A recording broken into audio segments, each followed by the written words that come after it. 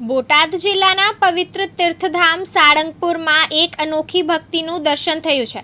શ્રી કષ્ટભંજન દેવ હનુમાનજી મંદિરના પંચામૃત મહોત્સવ અને હનુમાનજી પ્રાગટ્યોત્સવ નિમિત્તે એક વિશેષ કલાકૃતિ તૈયાર કરવામાં આવી છે। નડિયાદની વાલા પ્રાથમિક શાળાના ગાંધીવાદી શિક્ષક અને રાજ્યના પ્રખ્યાત રંગોળી કલાકાર હિતેશકુમાર બ્રહ્મભટ્ટે આ અદ્ભુત કાર્ય કર્યું છે। તેમણે 451 ફૂટની વિશાળ રંગોળી બનાવી છે। આ કલાકૃતિ માટે 170 કિલો રંગોળી રંગનો ઉપયોગ કરવામાં આવ્યો છે।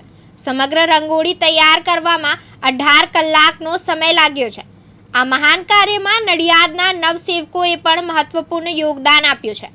પ્રકુંજકુમાર બ્રહ્મભટ્ટ, મોલેશકુમાર બ્રહ્મભટ્ટ, અલ્પેશકુમાર પટેલ, મિલનકુમાર પટેલ, જૈનમકુમાર ભાવસાર, આશિષકુમાર સુથાર, રવિકુમાર ડોડાણી, નંદકુમાર સુથાર અને ઉજાસકુમાર પ્રજાપતિએ આ કાર્યમાં સહયોગ આપ્યો છે।